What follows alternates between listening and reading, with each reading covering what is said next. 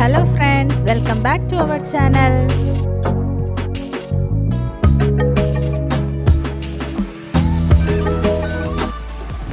Hello my dear friends, இன்னைக்கு நம்ம சேனல்ல ஒரு சில பயனுள்ள செலவில்லாத மணி சேவிங் டிப்ஸ் தான் சொல்ல போறேன்.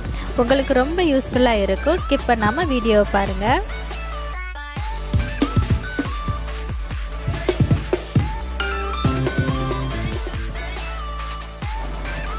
பாக்கெட் மசாலாஸ், பாக்கெட் ஸ்நாக்ஸ் இதெல்லாம் எக்ஸ்ட்ரா நம்மளோட ஸ்டோரேஜ் பாக்ஸில் போட்டுட்டு மிச்சம் இருக்கும் இல்லையா, அதை பாக்கெட்டோட சில பேர் ரப்பர் போட்டு வைப்போம். அப்படி இல்லாமல் ஃப்ரெஷ்ஷாகவே எப்படி நம்ம சேவ் பண்ணி ஸ்டோர் பண்ணி வைக்கிறதுன்னு பார்க்கலாம். இப்படி ஒரு நைஃப் எடுத்துகிட்டு ஸ்டவ் ஆன் பண்ணி நல்லா சூடு பண்ணிவிட்டு நாம் ஓப்பன் பண்ண பாக்கெட்டோட அந்த பகுதியை இந்த நைஃப்னால் நல்லா ப்ரெஸ் பண்ணி விட்டுறலாம். ஃபுல்லாக எவ்வளோ அளவு நம்ம ஓப்பன் பண்ணியிருக்கோமோ அந்த அளவு ஃபுல்லாக ப்ரெஸ் பண்ணி விட்டுட்டு இப்போ நீங்கள் ஓப்பன் பண்ணி பாருங்கள். இப்போவே தெரியும் நல்லா சீல் ஆகிடுச்சு.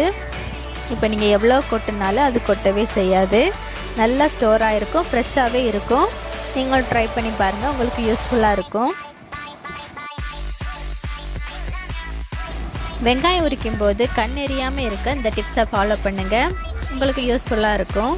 உங்களுக்கு தேவையான அளவு வெங்காயத்தை எடுத்து ஒரு பவுலில் வச்சு நீங்கள் உரிக்கிறதுக்கு 20 மினிட்ஸ் இல்லைன்னா 30 மினிட்ஸ்க்கு முன்னாடி ஃப்ரிட்ஜில் வச்சு அப்புறம் எடுத்து உரிங்க.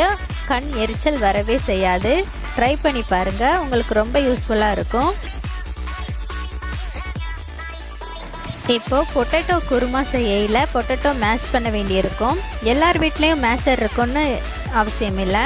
அப்படி மேஷர் இல்லாதவங்க எப்படி நம்ம மேஷ் பண்ணலாம், ஈஸியாக மேஷ் பண்ணலாம் வீட்டில் உள்ள பொருளே வச்சுட்டு டிப்ஸ் பார்ப்போம். எல்லார் வீட்லேயும் ஒரு டம்ளர் இருக்கும், சில்வர் டம்ளர். அந்த டம்ளரை வச்சு மேஷ் பண்ணிங்கன்னா மேஷரை விடவே சூப்பராகவே நல்லா மேஷ் ஆகிடும். பொட்டேட்டோவோ இல்லை மற்ற வெஜிடபிள்ஸோ எதுவே மேஷ் பண்ணாலும் சூப்பராக மேஷ் ஆகிடும். ட்ரை பண்ணி பாருங்கள். இப்போ மேக்ஸிமம் எல்லார் வீட்லேயும் இந்த ஸ்டீல் ஸ்டைனர் தான் நம்ம யூஸ் பண்ணிக்கிட்டு இருக்கோம். இதை நம்ம எப்படி தான் நம்ம வாஷ் பண்ணி வச்சாலும் இப்படி கரை போய் படித்து போயிடுது. அதை எப்படி ரிமூவ் பண்ணலான்னு பார்க்கலாம். இப்போ ஒரு ஸ்டவ் ஆன் பண்ணிவிட்டு ஃப்ளேமை கம்மியாக வச்சுக்கிட்டு அந்த ஸ்டைனரை நம்ம அந்த ஃப்ளேமில் காமிக்கலாம். கரை மட்டும் அதில் கரைஞ்சி போயிடும். எங்கெல்லாம் கரை அதிகமாக தெரியுதோ அங்கெல்லாம் நல்லா ஃப்ளேமில் காமிங்க. கரை நல்லா தீஞ்சு போயிடும்.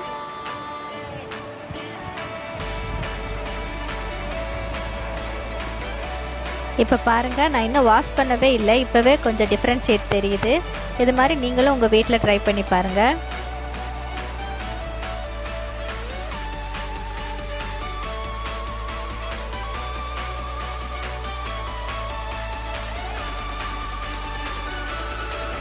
நம்ம நிறைய பேர் வீட்டில் சிங்குக்கு இது மாதிரி உயரமான பைப் தான் நம்ம வச்சுருப்போம்.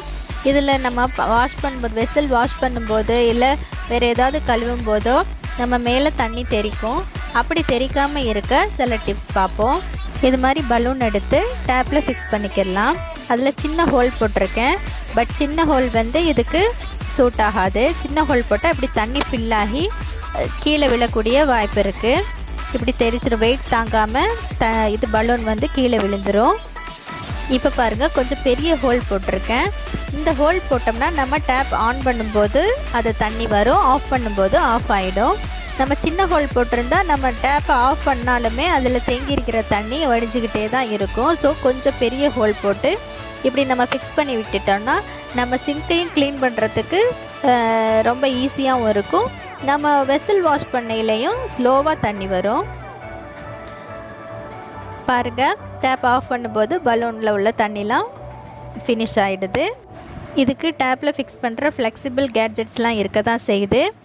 வாங்க முடியாத சூழ்நிலையில் இருக்கிறவங்களுக்கு இது பெஸ்ட்டாக இருக்கும். ஸோ இந்த டிப்ஸ் உங்களுக்கு யூஸ்ஃபுல்லாக இருக்கும். ட்ரை பண்ணி பாருங்கள். ஏதாவது ஒரு டிப்ஸ் உங்களுக்கு யூஸ்ஃபுல்லாக இருக்கும்னு நம்புகிறேன். இந்த டிப்ஸ் உங்களுக்கு பிடிச்சிருந்தா லைக் பண்ணுங்கள், ஷேர் பண்ணுங்கள், சப்ஸ்கிரைப் பண்ணுங்கள்.